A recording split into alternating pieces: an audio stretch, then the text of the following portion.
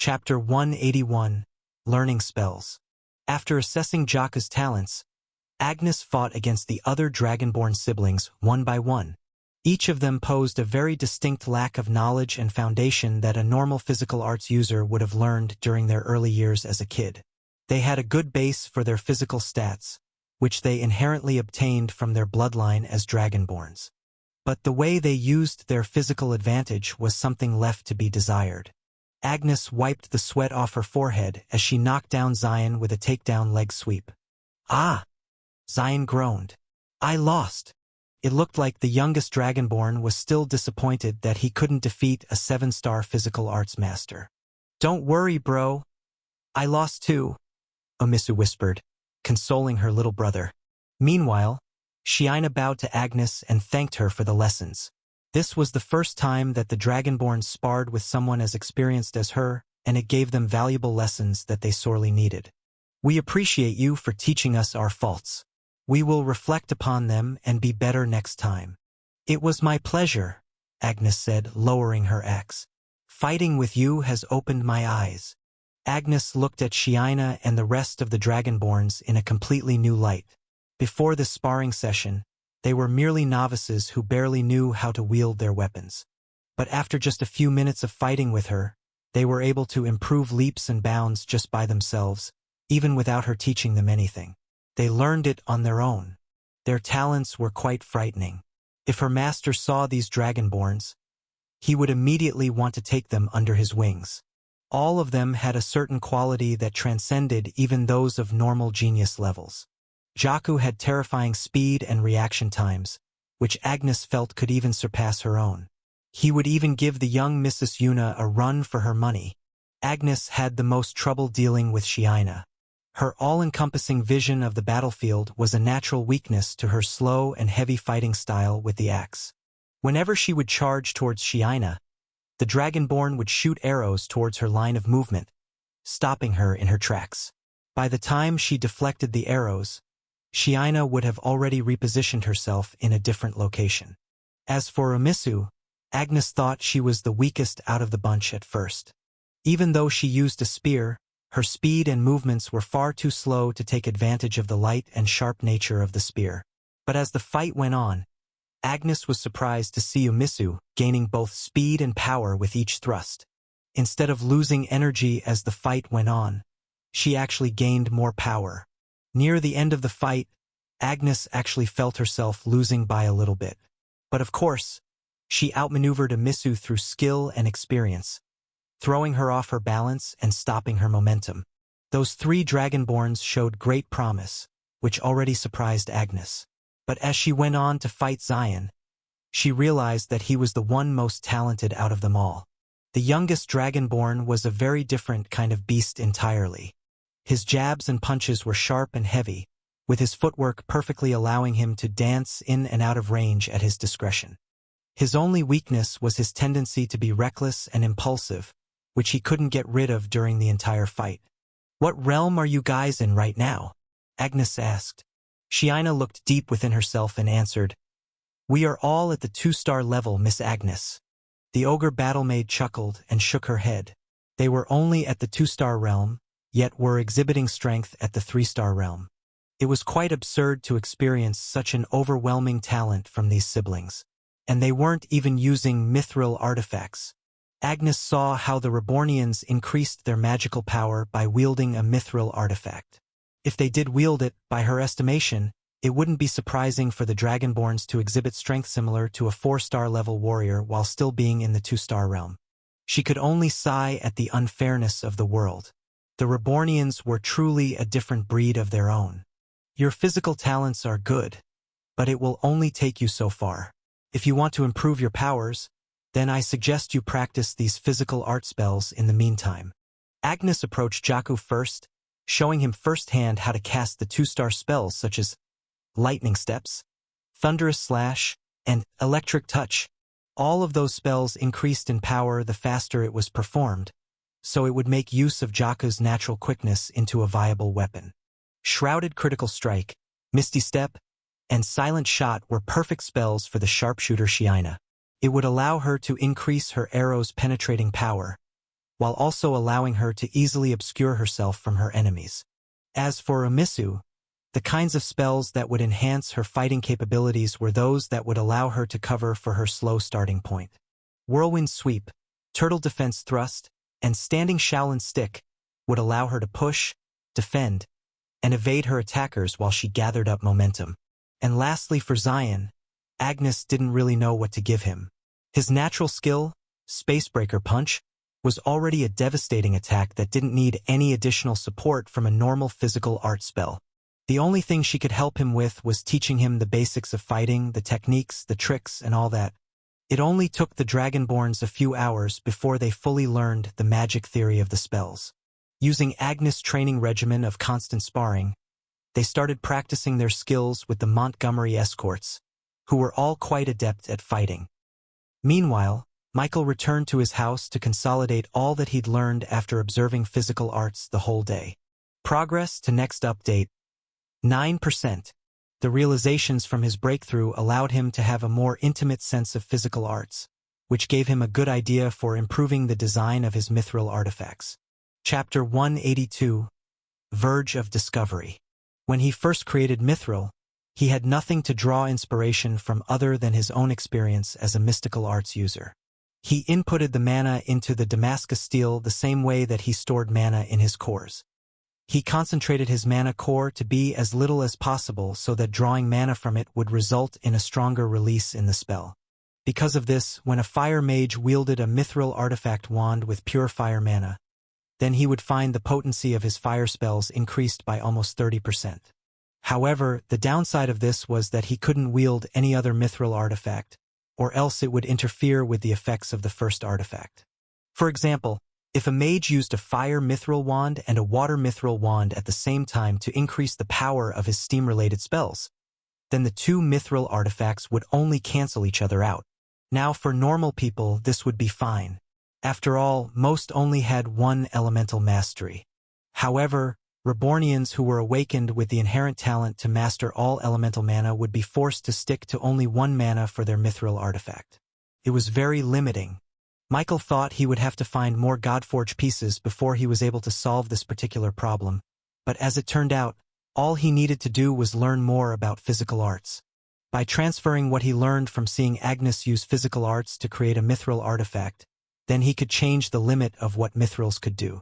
Imitating the mana flow of physical arts users into mithril would allow the resulting artifact to become less potent and less concentrated, allowing the mixing of different elemental mana without it canceling each other out.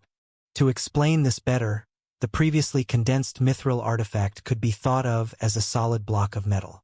If one solid block of fire element tried to pass through another solid block of water element, then they would collide and prevent each other from advancing further. But if he were to make those elements a lot less condensed and turn them into a gaseous form, then they would be able to coexist together in a single space. ChatJK3, is my thinking correct? There is viability in your theory, but the full effects of such change are hard to predict. It is best to test it out on your own. Michael didn't wait any longer and jumped into his own shadow, arriving in the nation of Reborn within just a single second. He ascended behind Thrain, who was startled and ended up missing a hammer strike. "Sorry for coming up unannounced," Michael apologized. No, Boss Michael. It is our pleasure to have you here in our forge." Thrain put down his mithril hammer and wiped the grime off his hands. Michael looked around and saw multiple furnaces spewing fire and molten slag as dwarves worked on their projects non-stop. They hammered glowing metal in a rhythm, only stopping to greet Michael as they realized his presence. This was the Reborn Forge, where every metal product needed by the nation was made. Specifically, this place was where the ancient dwarves like Thrain worked to create mithril artifacts to supply for the growing population of Rebornians. The rate of production wasn't that fast since only a few of them were able to evolve as ancient dwarves. "What can we do for you, boss?" "I'm going to need a few Damascus steel samples to make into mithril. I think I'm on the verge of discovering something new," he said to Thrain. The dwarf's eyes widened before he quickly scrambled to the chest by his side, which was fully stacked with unprocessed mithril ores. "Is there a particular shape you're looking for?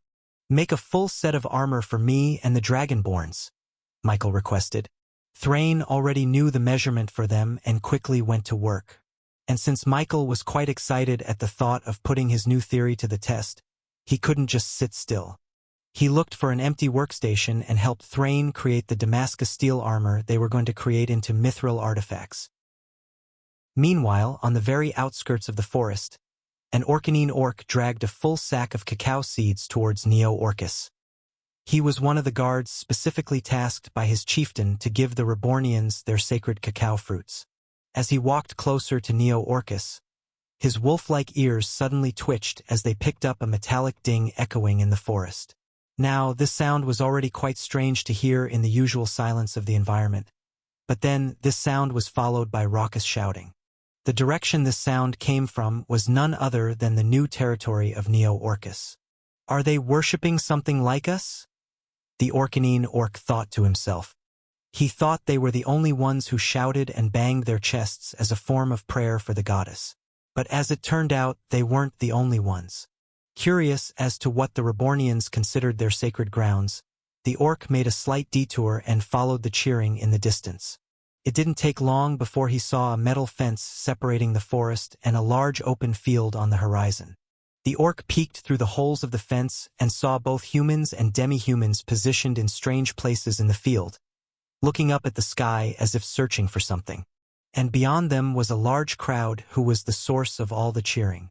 His eyes narrowed as he saw a demi-human with dragon-like scales and a tail behind them. He recognized her as one of the attendants of the young reborn chieftain. She lifted one of her feet and used the momentum of her fall to throw a small ball toward the demi-human opposite her. The Orcanine orc's ears stood in attention as he focused on the ball, just exactly like a curious dog. He wanted nothing more than to chase after the ball. Chapter 183, Rooting for Underdogs. But no matter how much his canine other half wanted to go into the field and fetch the ball, he couldn't. His chieftain was adamant in his orders to never interfere with the things of the humans. After all, they needed to earn their favor, not their ire. So, the Orcanine orc stayed his hand and allowed himself to simply watch the strange ritual of the Rebornians. The Dragonborn once again threw the ball towards the one opposite her, and just like before, the demi-human swing missed by just a hair's width, landing on the mitt cleanly. Arg! The Orcanine groaned. He felt like he could have done better if he was in the position of the catfolk holding the bat. But of course, he had to let go of his urges and simply watch as it unfolded. Through observation, the orc rightly assumed that this was some kind of competition between the two teams. And it seemed that whoever hit the ball with their bat would end up winning the rivalry between the two. As he listened closer, he heard the crowd chant towards the demi-humans, cheering them on. Come on! You can hit a home run. You can do it. Go! Go! Go! Through context alone, the Orcanine figured out that scoring a home run must mean hitting the ball so far away from the opposition that they couldn't catch it any longer. This must be their way of worshipping the Earth Goddess. It must be! The Orcanine exclaimed. After all, it was only when the ball was hit by the metal bat did the crowd cheered and shouted, just like how their tribe shouted at their sacred grounds to show thanks to the goddess. Figuring this out led the Orcanine orc to become a lot more intrigued with this little competition within the Rebornians. Not only did he like the fact that they were worshipping the goddess, but he also liked the rivalry aspect between the two teams. It gave him the same feeling as when he was facing their very own rival, the Orcupine tribe. He watched for hours and hours, figuring out how the game was played and the rules that bound it. He completely forgot about the fact that he had to give the sack of cacao beans to Neo-Orcus. And throughout the different games, the Orcanine orc found himself cheering for the underdogs of the competition. They seemed to be named the Montgomery Escorts, and were weaker compared to the team led by the Dragonborns. He saw himself within them and wanted them to succeed just like how he wanted his own tribe to succeed. Whenever the Montgomery Escorts were up to bat, he would anxiously grasp the metal fence with such force that he unintentionally bent it with his fists.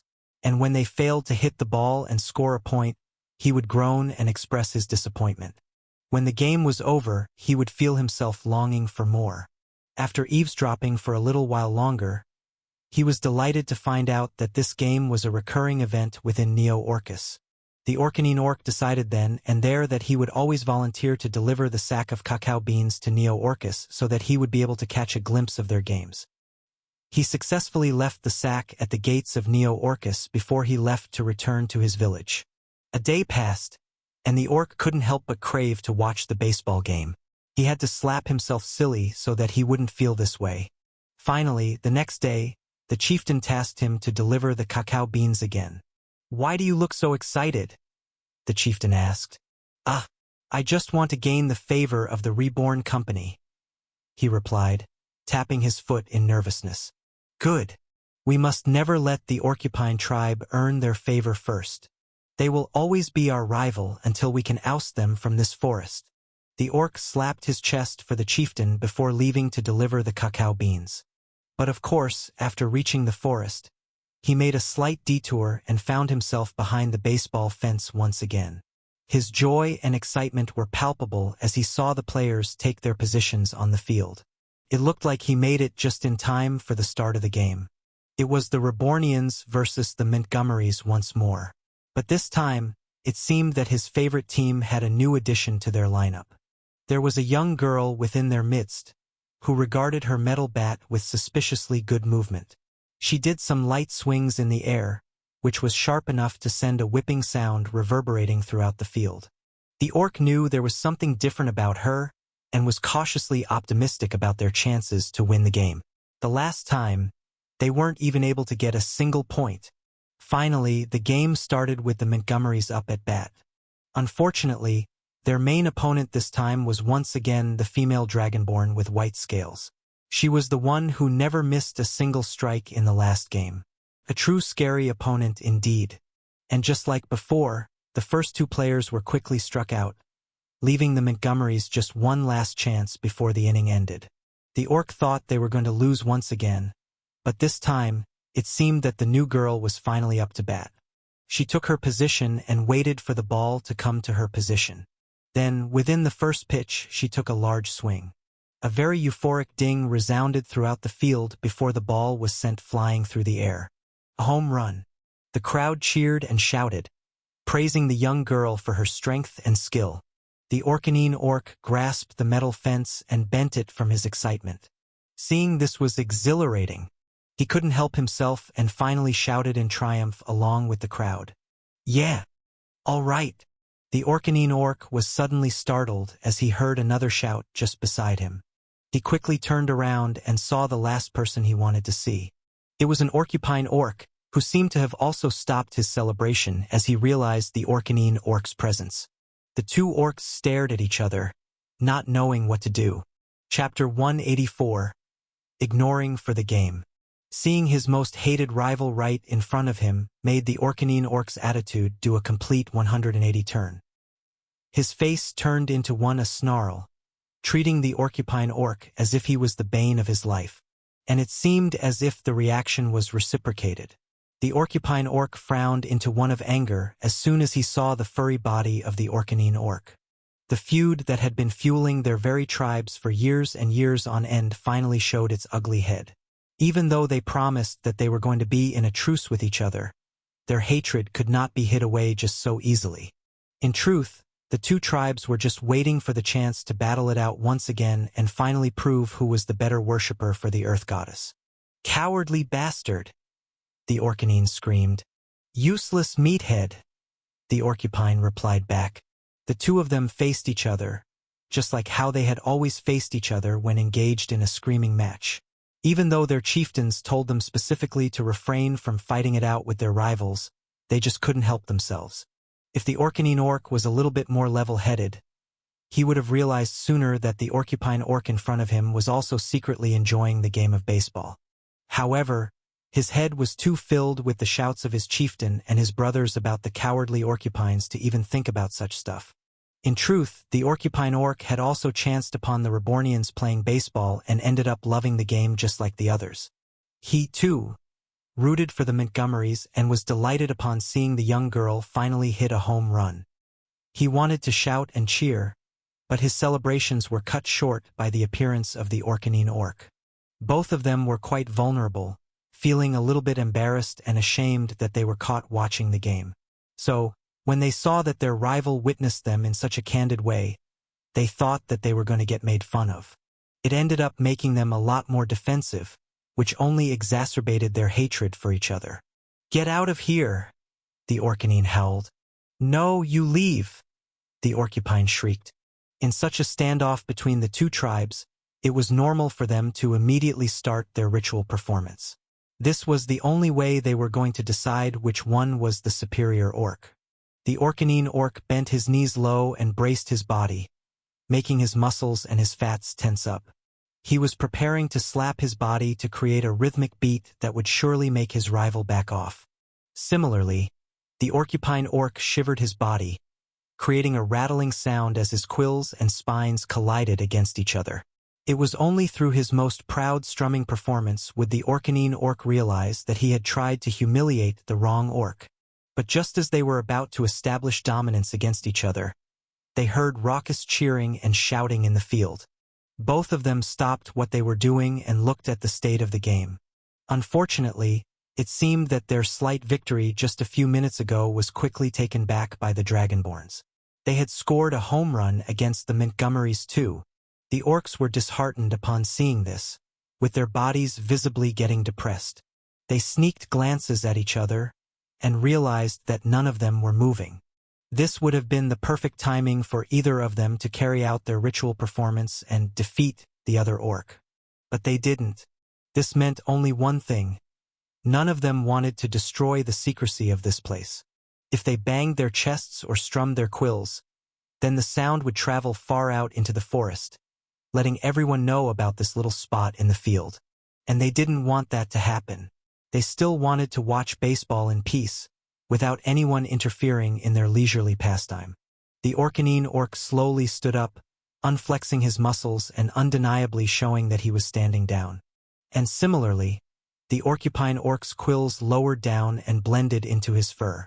The two shared one last glare before they turned around and returned to their respective spot in the metal fence. And for the rest of the game, the two orcs silently enjoyed the show while actively ignoring the fact that their most hated rival tribe was standing just a few trees away from them. If this little bit of tolerance was what it took to enjoy baseball in peace, then the two orcs were very willing to pay it.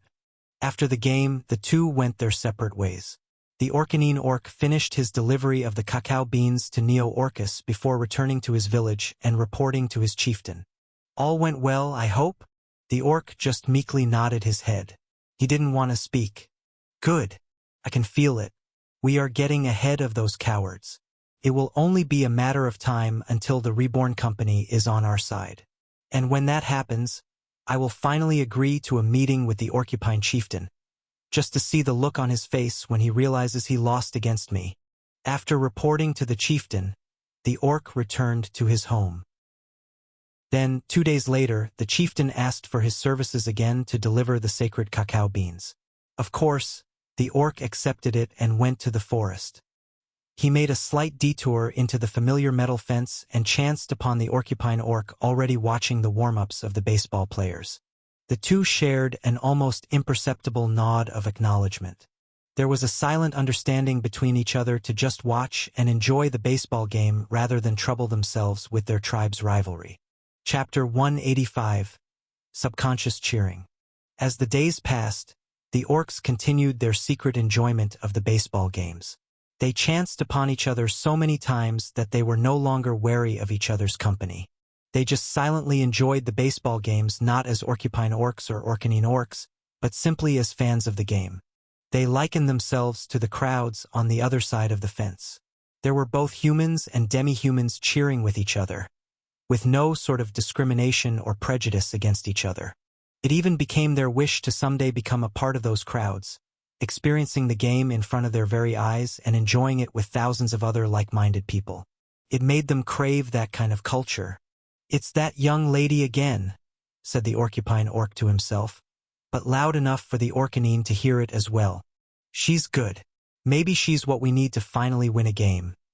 The Orcanine orc thought to himself but said it loud enough that even a deaf bird could hear it. In all the games that they had watched, the Montgomerys always lost against the Rebornians. Only a young lady called Una was the one who could stand a chance against them. But even then, she could not fully carry her team to victory. Those Dragonborns were far too oppressive, especially the sharpshooter lady called Shiina. She was their pitcher, and she would always pitch a complete strikeout without even letting her opponent touch the ball. Not only that, but her dark blue-colored brother was a very annoying opponent to deal with as well. His quickness would always allow him to steal the bases before their opponent could even react. Case in point, once the game started, the two Dragonborns once again dominated the game. They led the game up by 5 points by the third inning. They shouldn't let Jaka score bases so easily, the Orcanine analyzed. I agree, they should also have the players move up the field so that they could catch more stray balls, the Orcupine answered. In these past few games, the two orcs learned more and more about the game and were knowledgeable enough to point out the mistakes of the Montgomery players. It became quite frustrating for them, as they felt that if they were in their position, they could have done things better. Perhaps they could have also won against the Dragonborns at this point. Ah! Tisk! They both expressed their distress upon seeing their favorite team get absolutely decimated by the Dragonborns. Those siblings were far too strong. However, they still held out hope. Thankfully, the young lady Yuna still showed off her accurate hits as she sent balls out to the field, with the Rebornians unable to catch them before they landed on the ground. Yeah! Go Yuna! Both orcs wanted to celebrate and shout to the top of their lungs, but were afraid that the Rebornians would catch them peeking around the fences. After all, one of the balls landed very close to their location, with one of the demi-humans looking in their general direction for a few seconds before deeming it as nothing more than a little rodent. Once the coast was clear, the two orcs returned to the fences and watched with expectant faces as slowly but surely, the Montgomerys started to crawl back up the scoreboard. And surprisingly, the game reached the top of the 9th inning with the score in a very close 7-7. As long as the Montgomerys successfully defended this last play and outed the last Rebornian player, they could end the inning and give their team a chance to score and finally win a game. Come on! Come on! Team! You can do it! The two orcs resisted the urge to perform their rituals in an attempt to tip the balance of favor against the Rebornians. The one-up at bat right now was the unpredictable Zion, who showed moments of brilliance and unprecedented batting power, but was largely inconsistent, leading to some missed opportunities. Zion's brothers and sisters tried to talk to him and warn him not to get too overexcited at hitting the ball, but it seemed that the boy was barely listening to them. Finally, he was up at bat, and at the very first pitch, the young Dragonborn swung hard and made contact with the ball. Before the ball even left the baseball bat, a very fast Jaku tried to run to home plate and score a point against the Montgomerys. But unfortunately for them, the ball ended up fouling out. Please defend against Jaku. He's going to score. Don't let him have a lead. And miraculously, it seemed that their prayers were heard. The players all moved up the field and prepared themselves to catch the flying ball the next time it came in their direction. A very excited Zion quickly repositioned and asked for the pitcher to give him a fastball. The pitcher delivered on the request and sent a curveball, which Zion happily hit with his bat. The ball flew up in the air before quickly descending into the ground. Fortunately, because they changed their positioning earlier, one of the demi-humans was just in the perfect place to make a catch. He raised his glove and let the ball land on his hand, with the referee counting it as out. The Montgomerys celebrated, while Zion complained to his siblings about how it wasn't fair that he couldn't use his real strength in the game. With the last and final inning, this was their last chance to win. They just needed 1 point, and they would finally beat the Rebornians for once. And luckily it looked like it was time for Yuna to be up at bat. She wasn't like the others and swung her bat on the first pitch, making clean contact with the ball and sending it flying in the air. As expected, it was a home run. Everybody celebrated, even the Rebornians. After practicing for a while, the Montgomerys finally won a game. The crowd went wild, chanting some kind of song to dedicate to the winners. Yeah! We did it! The two orcs celebrated as well, even getting caught up in the crowd's celebration.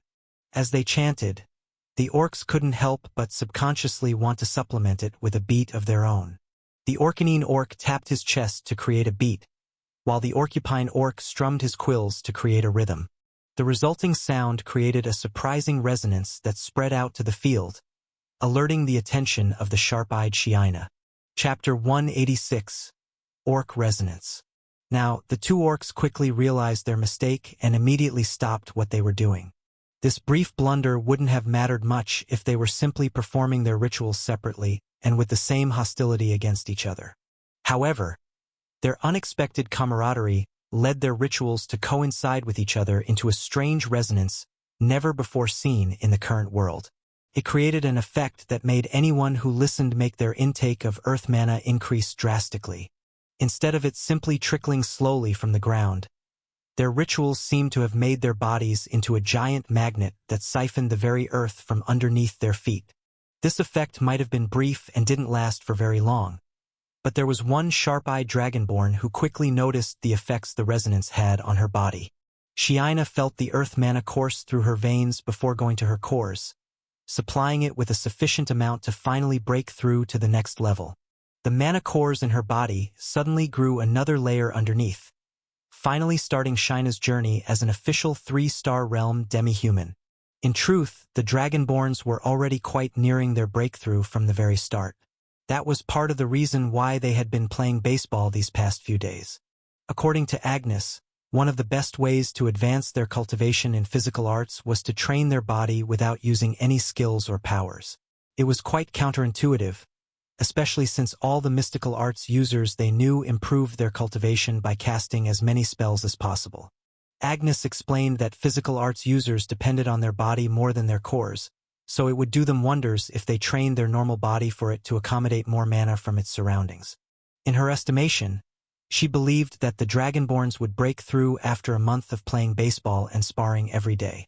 But Shiina was quite surprised to find out that she was 2 weeks early in her breakthrough. And it was all because of that weird sound that came from the forest.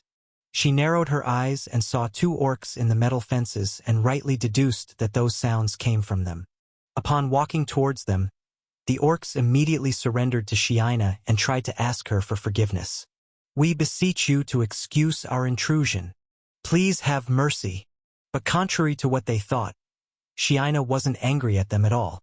In fact, she was quite excited at the thought of what she might have discovered.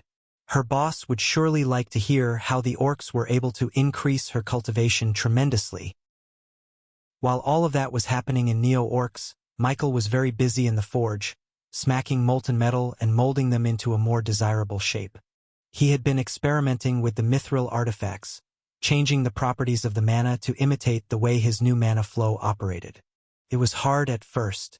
After all, the Damascus steel was hardwired to store mana in only one place at its very core. It wasn't like his own body, which could grow veins and new flesh to accommodate a different mana flow. In order to change it, he had to manipulate the very chemical composition of the material itself, which was quite a hard task to accomplish without the proper tools and equipment. Thankfully enough, Michael had just broken through to the 5-star realm and finally had access to the 5-star spells hidden inside ChatJK3's memory banks. The spell Metal Transmutation allowed Michael to temporarily turn the solid mithril ore into a very malleable and very liquidy material that was so much easier to work with. A combination of dark, poison, heat, and light energy flowed out of his very cores and started to break down the very molecular bond within the mithril. With his complete control over all mana, he was able to create almost microscopical tubes within the material, which acted sort of as veins of a body. Although it was possible, it took Michael quite a while before he was able to successfully manipulate a fist-sized mithril ore into its newest version. Michael wiped the sweat off his forehead and raised the finished product in the air. "Boss! That looks magnificent." Thrain and the rest of the ancient dwarves marveled at the new mithril artifact upon Michael's palms. The complexity of the piece itself was so unattainable for the dwarves that they could only compare it to a futuristic type of invention. "What does it do?" Thrain asked. Michael wanted to find that out for himself and injected it with fire and water mana. Now usually, the combination of such contrasting elemental mana would result in a lesser effect for the wearer. This would have only improved their water and fire spells, leaving other spells unaffected by the stat boost.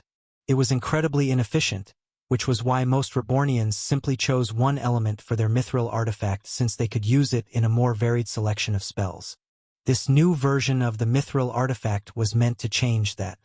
As the fire and water mana was injected into the mithril, everyone saw glowing blue and red particles enter the different veins of the artifact. They started to infiltrate deeper, spreading more mana into the different areas of the mithril, or as if two territories were trying to race on which would conquer more land. And soon enough, the two elements finally met at the core and center of the piece. The dwarves prematurely squinted their eyes, expecting a bright flash from the mithril. They already learned their lesson a year ago about looking straight into the piece right before the fire and water mana collided. If they didn't want to be temporarily blinded for a few seconds, then it would be best to turn their heads away. But surprisingly enough, the mithril artifact didn't produce any bright flashes. Instead, they saw both blue and red glowing particles being mixed together, creating a visual illusion of the color violet. Chapter 187, Great Discoveries. Michael looked at the new mithril artifact in his hands. Then, he snapped his fingers and created a fire that was as big as a basketball and bellowed out into a huge flame. That was supposed to be a simple one-star spell called Ember. It was supposed to only create a simple fire on top of his fingers, yet its strength was even enough to melt through leather armor. It was clear from the get-go that the mithril artifact in his hands had a huge effect on his spell power. As soon as he cast his spell, the artifact suddenly started glowing a bright red light, indicating that it was being used to empower a fire element spell. After he stopped his cast, the flame in his hands disappeared and the mithril artifact stopped glowing. Yet, the blue and red glowing particles inside it were still ever present inside. Now, this boosting effect shouldn't have happened at all with a normal mithril artifact. After all, it had both fire and water mana present inside the cores, meaning it could only boost fire and water spells. But this new version of mithril could compartmentalize itself and use only the necessary element being cast. Michael tried this out with a water ball spell and found it to be much bigger than he expected. It was too big, in fact, that it almost extinguished one of the forges beside it. Amazing, boss! The applications of such a discovery are endless. Boss Michael, you have to teach us how to do that, Thrain asked with his excitement bubbling over the top. Unfortunately for them, Michael was only able to change the very structure of mithril through the 5-star metal transmutation spell. Although the ancient dwarves were quite talented and were fast approaching their breakthrough, they were still far away from reaching the 5-star realm. Sorry, but it looks like I'm the only one who can make it for now, Michael explained to them. They were dismayed upon hearing this, but Thrain quickly picked up their morale by giving them a motivating pep talk to work harder in the future. Michael would wait for that eventual day as well. After all, he didn't want to be the only one who could make this new and better version of mithril. It took him far too much time to create a single fist-sized piece. He reckoned that it would take him more time if he were to make them into full armor for him and the Dragonborn siblings. As he was about to start hammering more mithril artifacts to experiment, he suddenly saw Fudge jumping out of his shadow and landing on his shoulders. "Master, Sis Shiina wants to talk to you," Fudge reported. "Shiina? I wonder what she wants." Michael bid goodbye to the ancient dwarves and descended into the shadows. He arrived back in Neo-Orcus immediately and saw Shiina looking over 2 orcs who were kneeling on the ground. "What's going on?"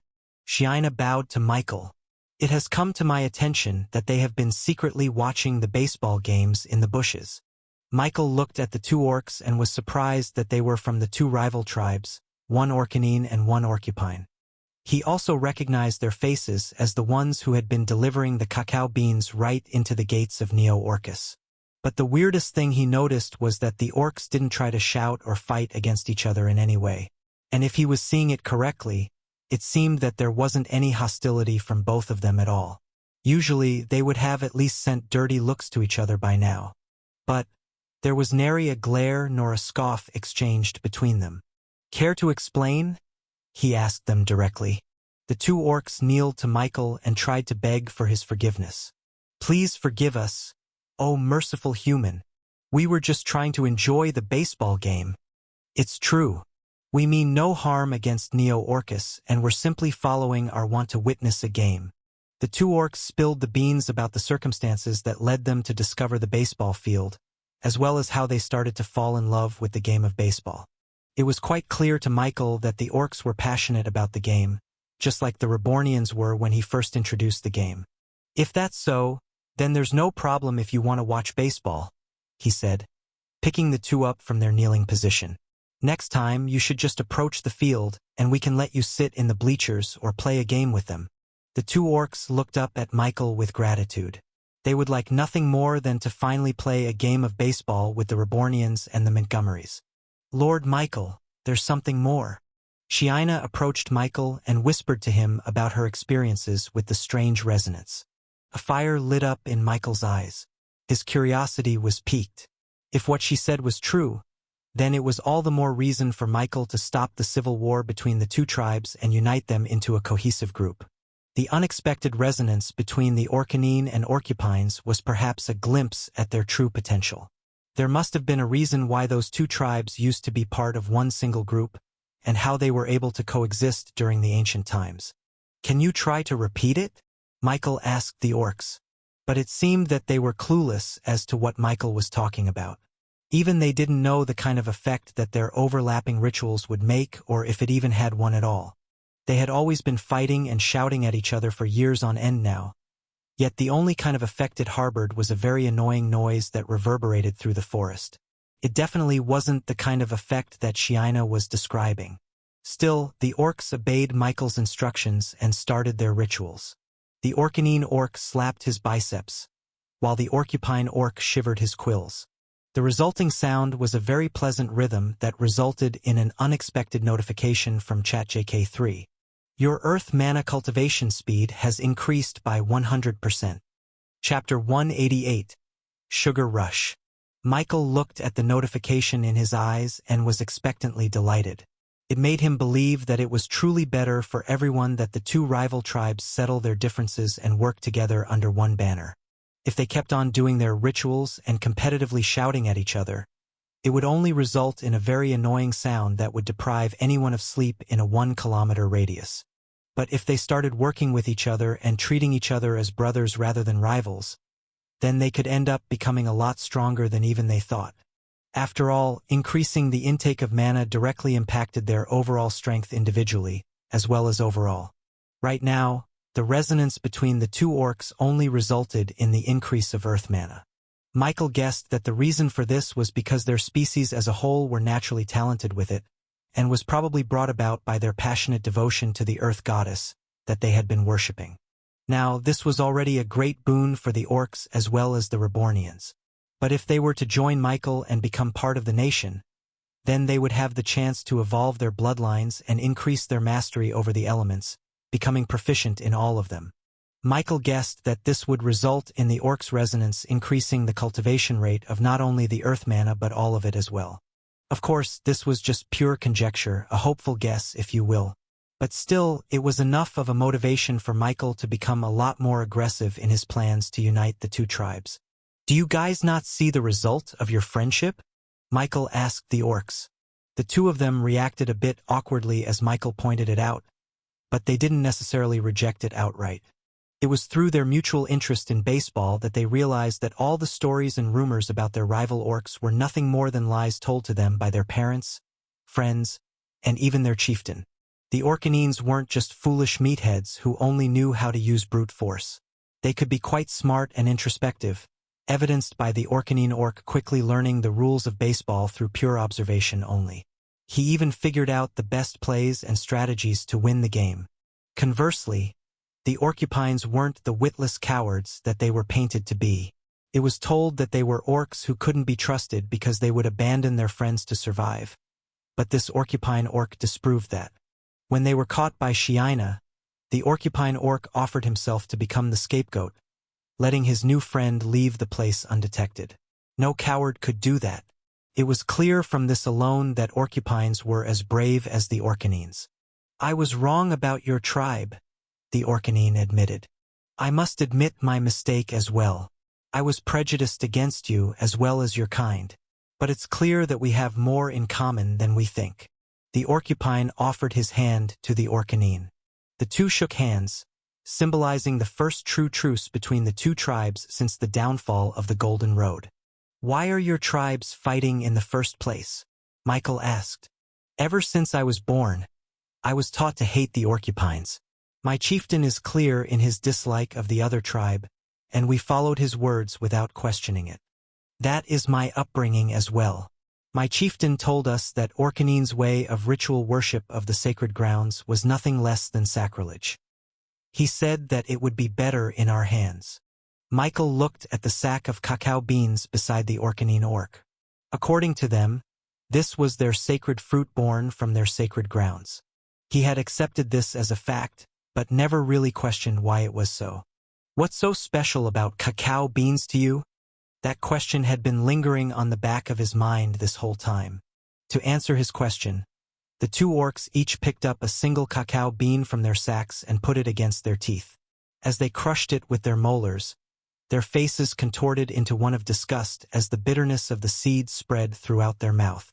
But even as their brows furrowed, their lips pursed, and their eyes squinted, the orcs forcefully swallowed the cacao beans and consumed them in one go.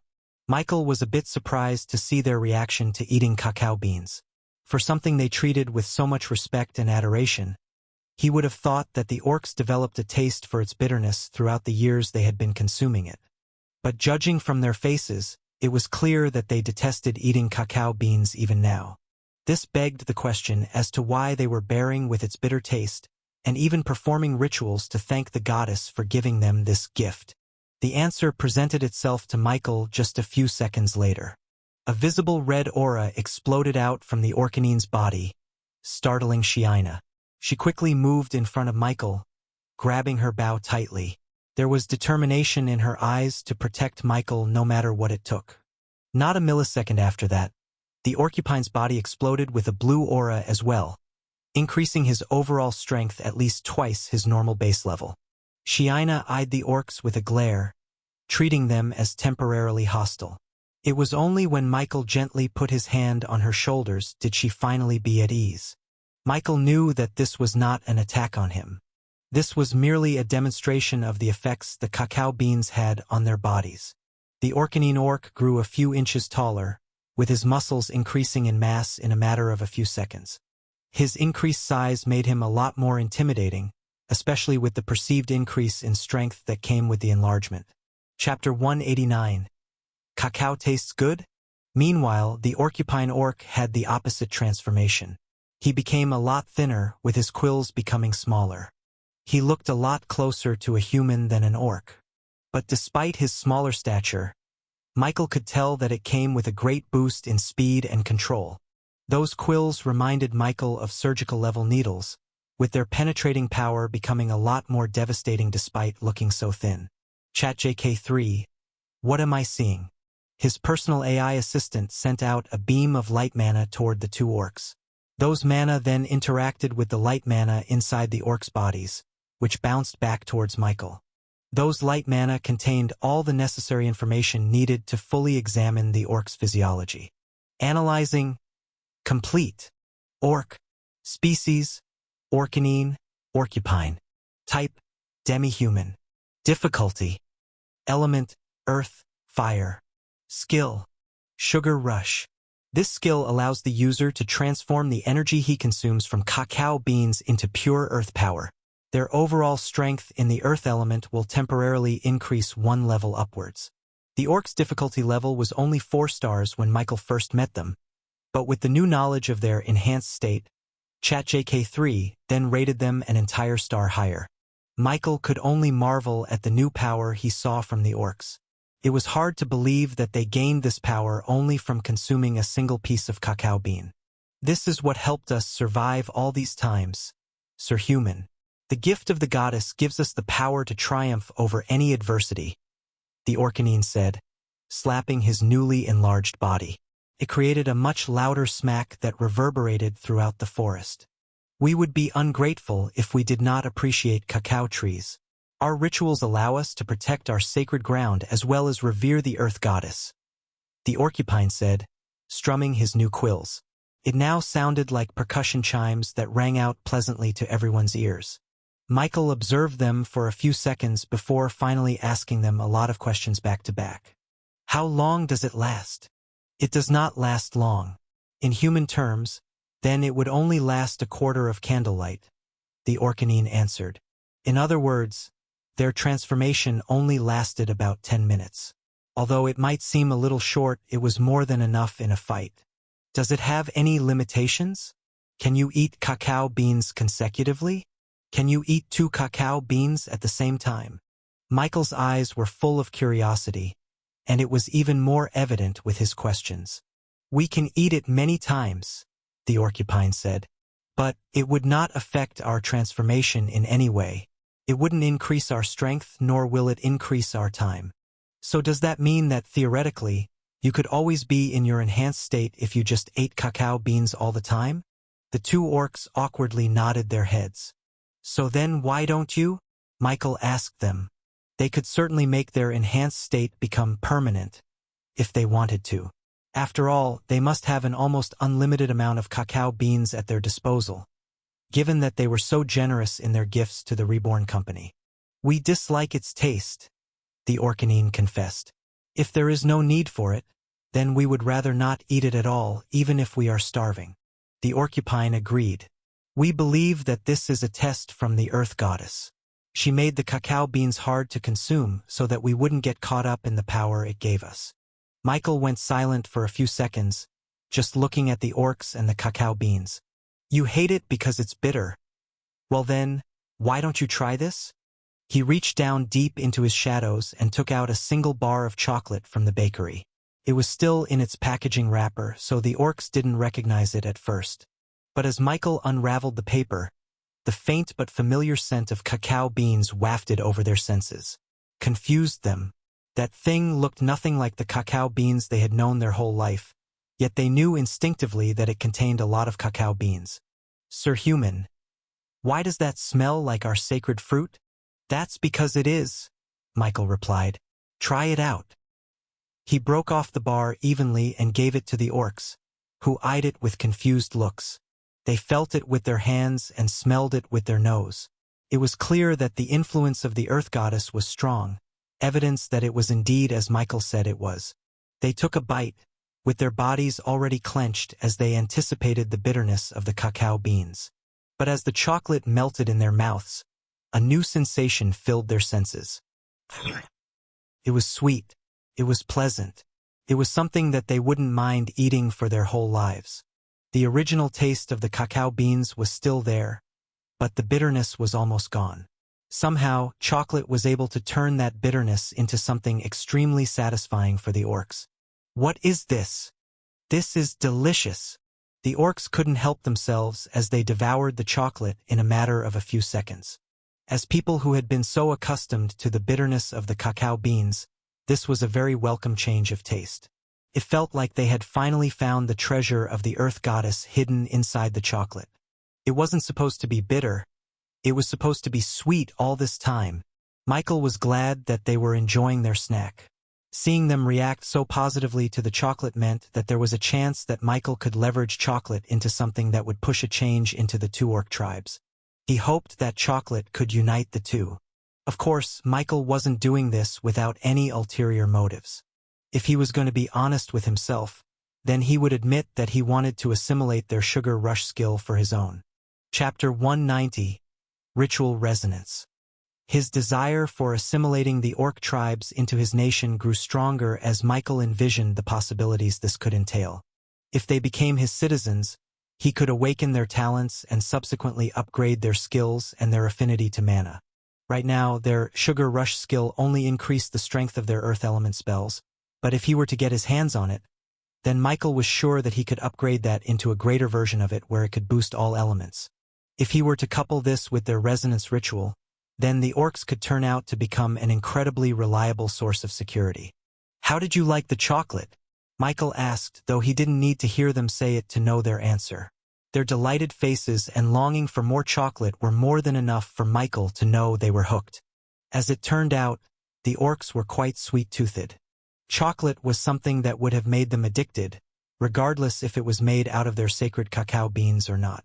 It was just a very fortunate coincidence that, as it turned out, their favorite food could also activate the hidden strength within their bodies. Every orc hated eating raw cacao beans, with some even forgoing consuming it entirely, choosing to not boost their strength even when they needed it. But with this chocolate, The orcs knew that their tribes would immediately consume all the chocolate they could see. "You are truly the blessed son of the earth goddess," the Orcanine orc said to Michael, with his eyes glazing with amazement. Michael was a little bit surprised with his sudden show of devotion. "What?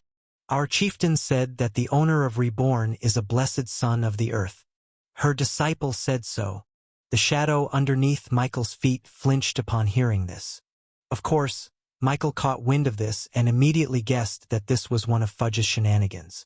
"Anyway, if you want to eat chocolate and play baseball, then I have just one favor to ask of you." The orcs looked at Michael and kneeled, showing their readiness to do whatever he asked of them.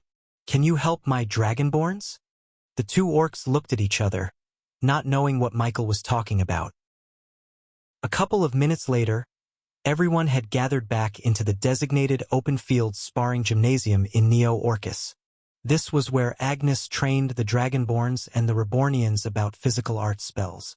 "Sir Human, what would you like us to do?" Michael then pointed at the Dragonborns, who had changed out of their baseball attire and into their fighting outfits. Opposite them were the Montgomery escorts, who had also changed into something a lot more appropriate.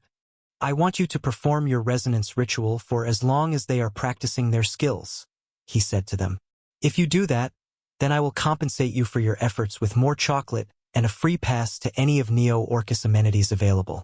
That means you can play as much baseball as you want."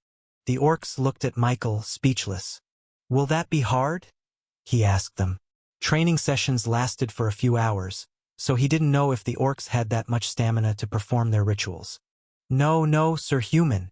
The Earth Goddess created our bodies to have enough energy to give thanks to her for a full week non-stop. But is it really this easy? They would have thought that precious chocolates would cost a little more effort from them. If it's easy for you, yeah. Oh, and you should wear these while you work, Michael said as he clipped a set of portable mics on their bodies. This was directly connected to the speakers on the side. The speaker loudly copied the Orcanine's voice, which startled the both of them. Michael told them that there was nothing to be afraid of and that these were just mithril artifact speakers meant to increase the effects of their resonance ritual. Of course, the orcs had no idea about any of this, but they trusted Michael enough to go through with it.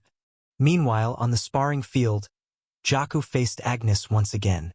This time, they had been practicing every day, so Jakku was no longer the novice he once was. However, he still wasn't able to triumph against the famous Montgomery battle maid. As the two clashed weapons, Michael signaled for the orcs to start their rituals. "Boo! Tu! La! Ta! Ta!" Their cries were a lot more intense as they took a bite out of the bar of chocolate. With their boosted bodies, their ritual performance became a lot louder and fiercer. Not only that, but their voices were transmitted into the mithril speakers, increasing its effects multiple times.